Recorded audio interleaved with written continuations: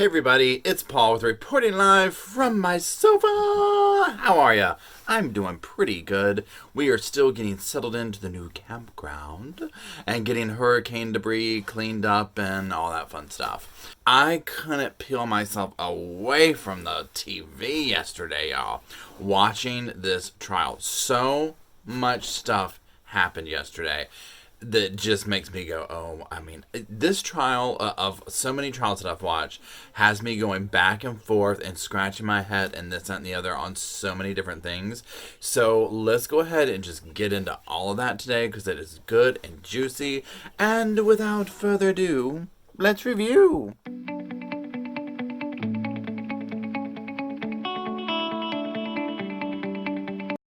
So the biggest things we're going to be talking about today, y'all, are the second interrogation and text messages, as well as a few little, interesting tidbits here and there. But let's start off. Let's just jump right into the interrogation. So they're showing us at full length. Thank goodness. Because remember my last video, I kept saying, I have to see that interrogation. I have to see that interrogation. So, well, I got to see it. Ask and ye shall receive. So we watched it in its entirety. So, it's Carter, Fane, and Miss Richardson. They come in, they sit down. They're doing the same old stuff, small talk, that type stuff. How are things with your parents, this, that, and the other. And they're putting her at ease. Now, as they do this and they're warming the situation up, they start to then go into this conversation, which is basically, they work with anthropologists and they work with doctors and they're really, really smart and they've been doing this stuff for years. And getting things up to, we know that more happened and we want to hear it from you. So this is where, and what I'm going to do, because so much of this just keeps going on and on and on and on. I mean, this interrogation goes on for quite some time. We're just going to go over some key points of it. So, they say, we know stuff happened, da-da-da-da-da. So these are some things that pop out. First of all, now she's saying, oh, the umbilical cord was kind of wrapped around the baby. The baby went in the toilet. Maybe she was alive a little bit. Maybe she breathed a little bit. Maybe she made a noise a little bit. Maybe I squeezed the baby a little bit too hard. There's all this stuff that comes out. And again, I'll say this. If you're into watching interrogations, this is one to watch because I feel like there's a couple of surface level things. The surface level, when I first watched it, as I was watching it, the first part I was like, ooh, ooh, this doesn't look good for her. Because there were things that she was saying that I was like, well, they didn't really even ask her to say that. She just kind of said it. But then as it got deeper into it, there are other parts in the interrogation that I was like, oh, this looks really bad for the state because this is compromising my trust in their abilities or their truthfulness maybe. But we'll get into that in a little bit.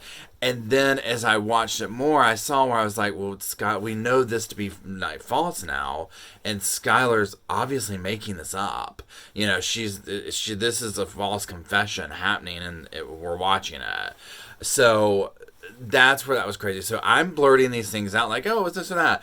But again, if you're into watching interrogations, or even if you're not, I implore you to watch this one because it is psychologically very interesting. So she says that, there's this back and forth. And remember, I mean, if you watched her first one, she's very, same type of stuff. She's crying, she's this and that. So she also says a little bit after everything. I can't tell if that's when she's lying or if that's when she's trying to lessen what she's saying. Maybe she breathed a little bit. See where I'm going with that? So that's it's some kind of a tick with Skylar, and I just don't know which direction it goes in. But one thing I did notice, because the police have started this off with, we know something more than you do, yada, yada, yada. And these are the two train of thoughts that I kind of go into with this. If Skylar is being, well, there's really only two. If Skylar's being honest and she doesn't know how that baby died, and there's a part of me that thinks maybe she doesn't know how the baby died.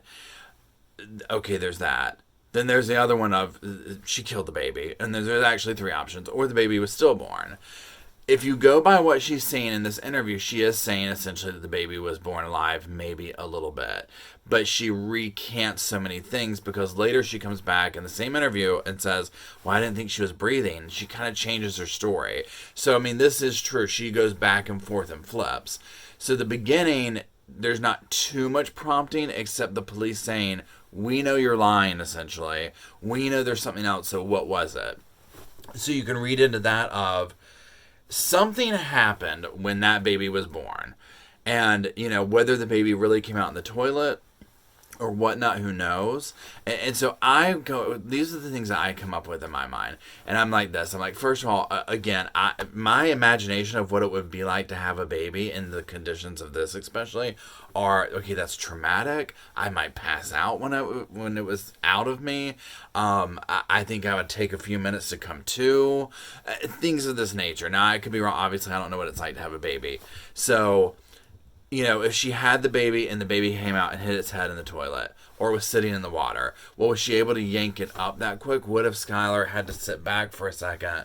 What if the baby had gone in the water and opened its mouth and ingested water? I don't know what the stuff is when babies are born, the mucus or whatever it is in their throats. What if she never cleared that out? Does that kill the baby if you don't take that out?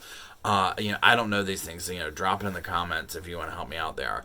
So there's things of that nature that I'm like, okay, so let's say that wasn't the case. Say the baby came out, it was fine breathing, and like a baby wants to start crying. Well, if she's holding it like, oh my God, because you just had a baby in your house that nobody knows about, you're gonna be trying to hide that. So if she's like, oh, maybe I squeezed it too hard, she could have suffocated it. So, or the other option is it's what the prosecutor's saying, and she, the baby was born live, and she killed it because she didn't want to have the baby.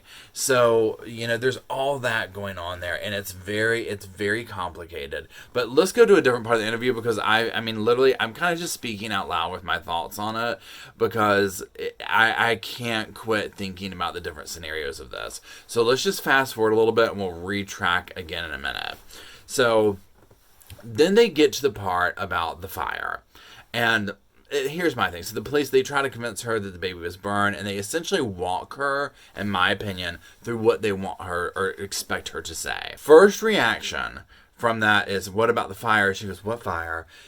To me, her reaction over the fire questions was authentic. She was taken aback. She was surprised. And so we can use that as like a measuring stick, if you will, because that was... I believed her. I was like, she doesn't know anything about the fire. So that being said, if we then look at how she is, the dance she's involved with them and telling them what she thinks they want her to hear, because essentially I'm watching, I'm saying, so right now the cops think that the doctors have told them, this is all the police know, is that the bones might have been burned. And so in their world, there was fire, this baby was burned. They don't know any different. Skylar knows for the most part, I'm guessing that it wasn't, so she's kind of telling them what she thinks they want to hear. And so I'm like, but we know that this isn't true now at this point. So Skylar's lying about it. She's making this up, and it doesn't look good for her, obviously. There's parts that she doesn't know basic stuff about, like an accelerant. So there's things that I'm like, what? So it doesn't even make sense that this happened this way. So one of the things going on throughout this is Detective Fane, and I did not like how he questioned her at a certain point, because I felt like he was feeding her information, number one, and both Carter and him got to the point where they were just feeding her information and like giving her, here's the pretty way you can say this and it's not as bad. And Fane particularly would not be quiet. He would not be quiet. And so here's my thing, and I'm not trying to sit here and sound like, oh, this poor defenseless little girl, and anyone, and really it's more of an age thing, but also there is a male-female dynamic. He is a grown male adult, and she is, mentally especially, a child, a female child. This is a very... you're talking about pregnancy, stuff like that. Even take out any of the murder stuff and all that. A grown male adult talking to a teenage girl about this kind of stuff is just, it's awkward. You have to give her that. So he's sitting here, and then when you get into the morbid, chainsaw massacre stuff, it's out there. So he won't be quiet. He keeps talking and keep talking and keep talking. And he just won't be quiet about it. And so there's a certain point where I'm like, just let, you're overpowering her. Understand that there's that. Maybe let Carter drive the boat a little bit more on this. And he does eventually leave, which I think is appropriate. And they kind of play that game, whatever he's doing. I don't know if he was talking to like the DA or whatever. Now, and another thing he does in this is, they go into great detail trying to essentially come up with excuses for her as to why she burned the baby. Well, you didn't throw it away. Well, you wanted her to be close to you, things of this nature. And then Fane goes into this big thing about how cremation, essentially it doesn't look as bad if you cremated the baby. Like that looks like you care, I guess you could say, as opposed to throwing the baby in a garbage can or throwing the baby in a fire. And essentially it's like, we know there was a fire, so if you come out and say there was a reason behind that, such as cremation, then that doesn't look as bad and grotesque as just saying you threw the baby in a fire. That looks and sounds horrible. And obviously at this point there's questions of, was the baby alive when it was burned to them, I'm sure, which is even worse to think about. Now they also go into this whole thing about, your dad's asking for the remains back, and doctors are just going to keep sifting through those remains. Do this, tell us what happened so you can get the remains back and give her a proper burial, so on and so forth. Well, they still have the remains 2 years later. So that was just a tactic for them to manipulate her, to try and get her to say what they wanted her to say. Do I agree with stuff like that? No. I understand they have to use tactics like that sometimes to get, something out of someone. I guess my issue is this. When you see, and to me, I'm like, how do they not see that they're feeding her this? But then I go back and I'm like, well, in their world, the doctor has told them that there is burning. So this is where I go back and forth with this, Anyways, so but I don't agree with that, because I just feel like, okay, well, here we are. We basically know it didn't happen the way any of that went down. So all this information that she's saying, it's not real. It didn't happen. So end result of that part, this all goes down. She says all these things, she's gone into confession about, oh, the baby might have been alive, or I didn't think she was breathing. And honestly, I walked away from that part. Again, at first I was like, okay, well, she just said the baby was breathing, but now she said this and now she said that. I mean, I still am like, I don't know what happened to that baby during that time. I don't know. She goes back and forth on so many things, and there's so many possibilities. But I will say this in a minute when we get to the text messages between her mother. That kind of informs my opinion a little bit more about what took place. So the detectives come back in, and they're basically like, look, you're 18, you're an adult, you're not going home at this point. Do you want to talk to your parents now here, or do you not want to talk to them and just talk to them, later in court or when they come visit you or whatever? She elects to talk to them now. They bring the parents in, and the dad's basically like, you're 18, so they have no idea what's going on. And so this is what I find interesting. One of Skylar's first things to her dad is, I tried to cremate the baby. I have two things about that. The fact that she says that her choice of things to tell them was, I tried to cremate the baby a little bit. Why would that be the thing she tell them? If she, in her mind, is thinking, because they haven't told her what she's being arrested for. Remember that. They don't know. They haven't told her the charges. All she knows is she's not going to home. She's going to jail. Something she has done is wrong. So her thing to do is say, I tried to cremate the baby a little bit. Now, remember, the prosecution had said, oh, well, she blurted that out to her father with no police prompting. Well, no, that's not true. If you remember my last video, I said if that's true, that's very damning. No, she had just been prompted for a couple of hours to say that it's better to say you cremated the baby than throw it in a fire. So that's, BS from that side. But that's what she chooses to say. So in her mind, for whatever reason, like, okay, so your parents are coming in. Let's all get here for a moment. This intense thing's going on. You're scared to death of your parents. You want to lessen what it is you've done. And so you're going to say, I tried to cremate the baby a little bit. So in her world, she thinks that's what she's in trouble for. She thinks that's what she's done. She doesn't think whatever happened with the baby is what is causing this. if that makes sense. So that's one place that tells me maybe she really doesn't know how the baby died. But again, I don't know if we'll ever be able to prove that the baby was born alive or not. I do not know, because she went back and forth with that. But her choice of words, I'm like, well, she thinks that there's nothing wrong with that. In her world, she might be thinking she's full of guilt, and I think they tap into that because she has all these questions. Maybe I killed it this way. Maybe I killed it that way. But then when she says the cremation thing, that's the thing in her mind of, oh, I can't have mom and dad think I threw the baby in a fire. I'll tell them I cremated it. So that was very telling to me. And then we know, because they've come back and said, no, there was no charring on those bones. And while they were doing the confession thing about her holding a lighter to the baby and stuff like that, I mean, I can't even with that. This girl doesn't even know what an accelerant is, and she's trying to sit here and say that she held a lighter to the baby's foot and it caught on fire. I mean, are you kidding me? Like, at what point during that, I'm just like, what? It doesn't even make sense. So that's where stuff like that, I'm just like, how is this even a thing? Now, the father does say, so she was born alive. And you see, I mean, Mike, can you imagine? Can you imagine being that father, y'all? I mean, oh my God. Because we're getting ready to get into the text messages. And I'm going to have to say,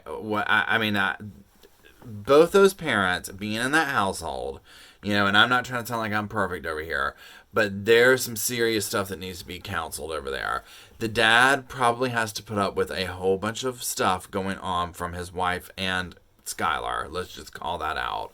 But then also there is just a level of denial going on amongst everyone in there that it's not safe for everybody involved. Now again, Skylar is so concerned. Do you still love me? Do you still love me? This, that, and the other. And of course he's like, yes, we do, but this is a very big mess, so on and so forth. So now the defense gets up there and questions him. And the defense is basically like, why is it important to remain objective and this, that, and the other? And, I don't like how Fane interacts. And now remember, we're going to get to Fane, but remember, just a few days before this trial went down, Mr. Fane got demoted and is now retired. So he's probably a little bit bitter up there and probably a little embarrassed. But he is a little bit cocky, in my opinion.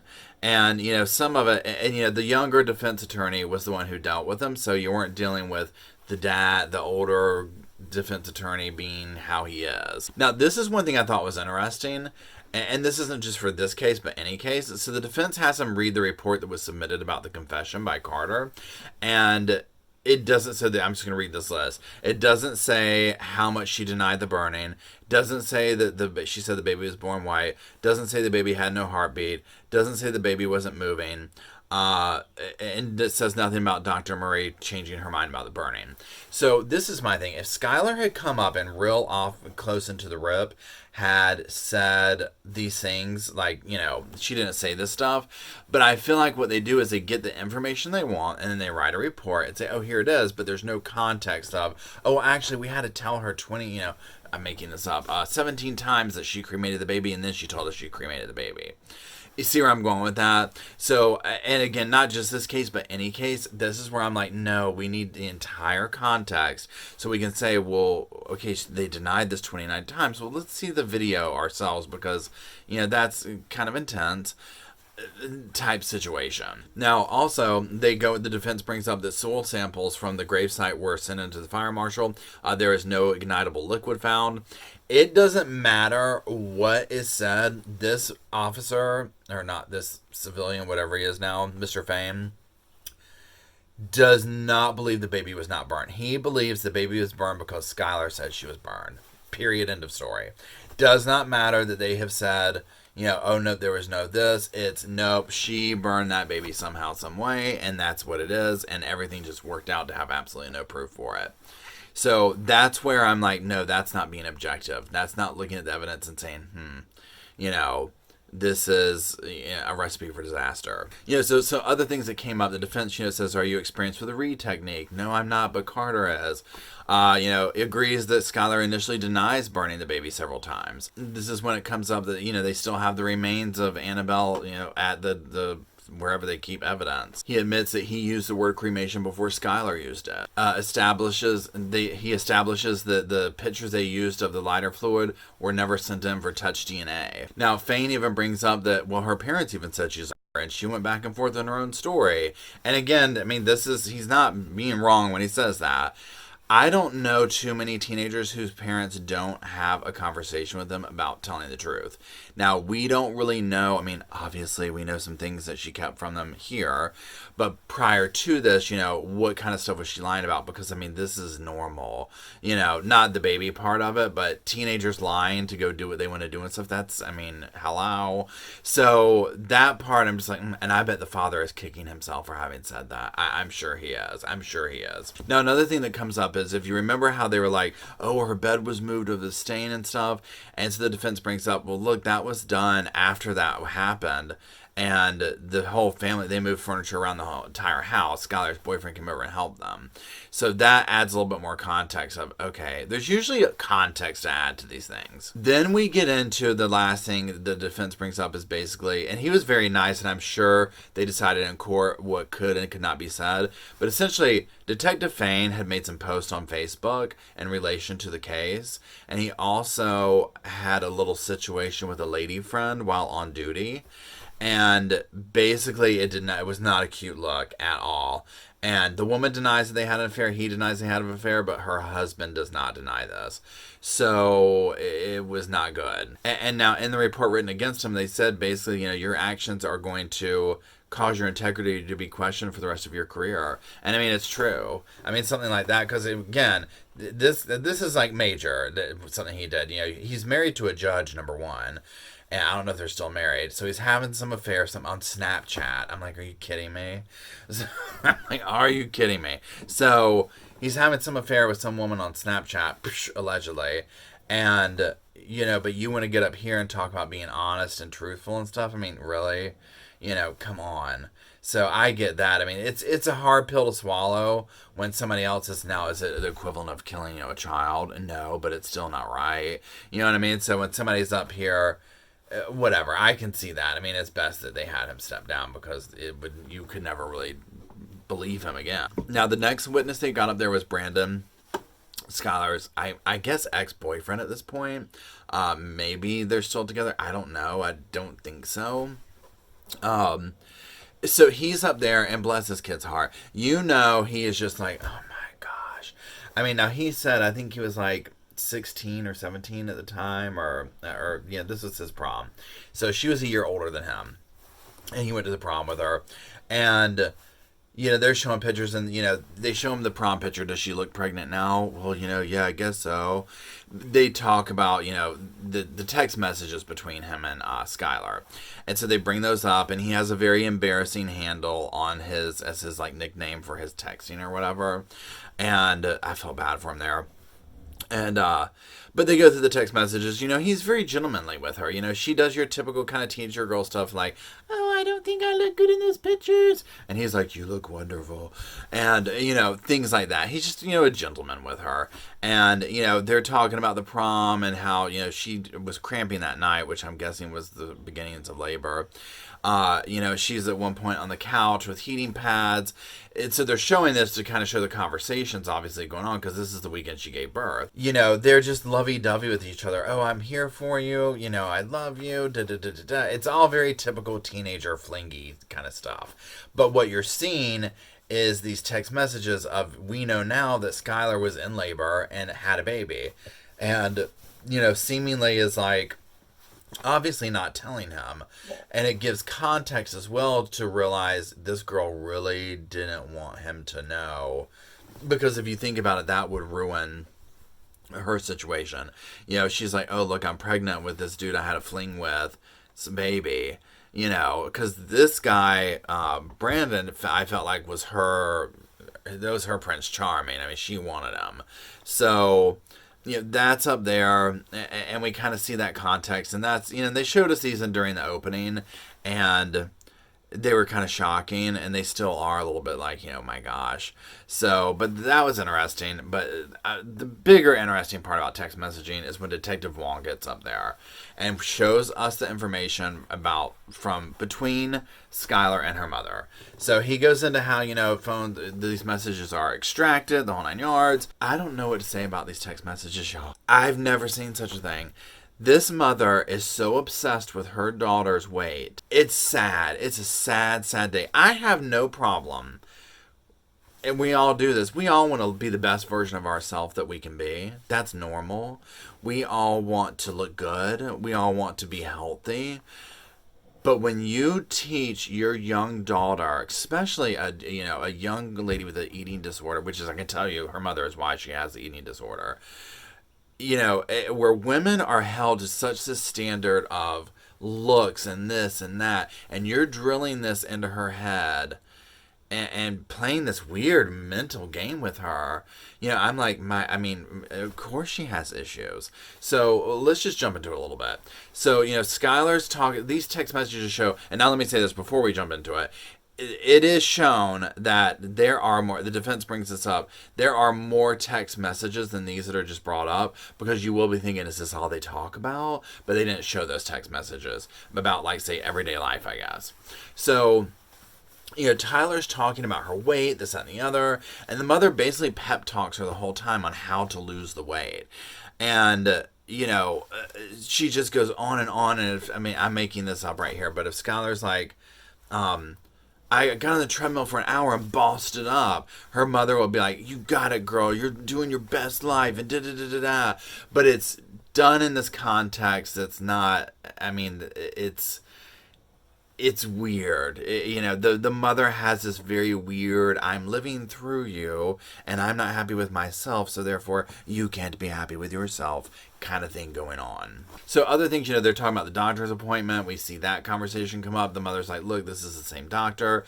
And this is where we start seeing the conversations of, you can't get pregnant. There will be no college. Your life will be over. It is very clear from these text messages that the mother has drilled into Skylar's head multiple times that your life will be over if you get pregnant.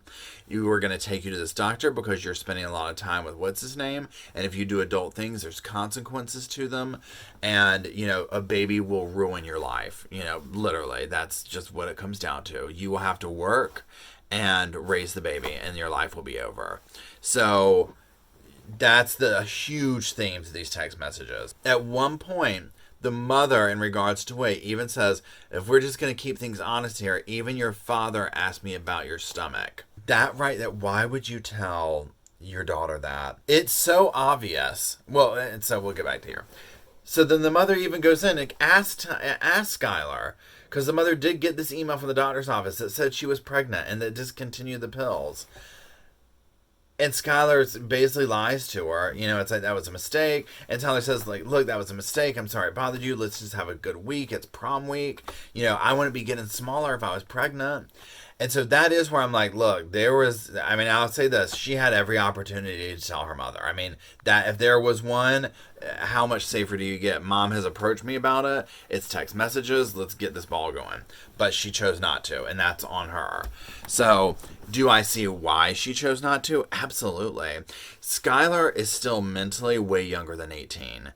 Way younger than 18. Her mother has kept her in this very bizarre bubble, and in Skylar's world, that's all she knows. So life would be over. So I understand why she's petrified to tell her mother this. So, and again, just another thing, the biggest conversation between these two is Skylar going to the gym. I just bossed it up and did 300 calories. You're my hero. Back and forth, back and forth, back and forth, back and forth. And even after the baby came, that's when we see that text message that came out in openings about, I'm never going to let it get this way again. And, the mother just encourages this on and on. But she also says things like, did your boyfriend say anything about your stomach, before prom? Because there was a huge thing in the text messages at the beginning where Skylar's nervous about her prom dress. And the mother just feeds into it. Did your boyfriend say something about your stomach? Or you're going to be I'll be one of the best looking girlfriends at this, whatever.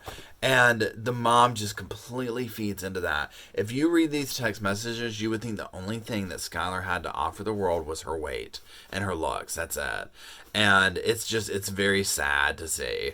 And then let's fast forward from that to the first interrogation where her mother walks in the room and says, "Why didn't you just tell us? Teenagers have babies every day." She was lying about that, number one. The mom was either knew the cameras were rolling and wanted to seem human about it. Because from what she has said in these private text messages, I'm like, why would she tell you? Why? You've made it clear that her life is over with. And not only that, you only seem to praise her when she's dropping weight and working out obsessively. I mean, the interactions from this tell you why, hours after giving birth, Skylar was at the gym on a treadmill then taking pictures of her stomach. I mean, it's just, this is why. So it's frustrating because, this case, part of you wants to sit here and say, what were you thinking, girl? And all this stuff. And then you see this part over here where you're like, oh, this is so messed up, that it gives context as to why this behavior might have happened over here. It doesn't make it right, wrong, or indifferent, but it gives context. So now the searches that the the detective Wong said he found, or on the phone, or not the phone, but like on her, like a Google search type thing. What happens at the gyno visit? What happens at the gyno visit when you're pregnant? I thought that was very interesting. So again, this video is getting long, so we're gonna wrap it up. But the state rested its case. So today, I'm recording this Tuesday morning, so the defense goes today. The judge did dismiss the tampering with evidence charge. Of course, the defense asked, this is normal, that all the charges be dropped, and the judge dismissed the tampering with evidence. So I thought that was interesting. And so they went on for that for a bit. So that was that. So that's all the information. Again, if you're not watching this, this is a day that even if you go look at the video of the text messages, even if you just go look at the video of the interrogation, because there's so much there. I don't do it justice by even doing a recap of it because there's so much there. It's so loaded and just so much to unpack. But anyways, I appreciate y'all hanging out with me. I'm going to jump back into watching the case today, and let's see what the defense has to say. Again, I'm back and forth with this, y'all. I mean, I have to say, and, I go back and forth with what do I think she's guilty of? How do I think she's guilty of it? The whole 9 yards. I think this is going to be a hard one for the jury to come up with the how and the why kind of situation. But we need to finish seeing the testimony and go from there. So again, I appreciate you hanging out with me. And be sure to check out the website. It's popping down on the thing right here. And other than that, I will talk to y'all most likely tomorrow through a new video. Bye-bye.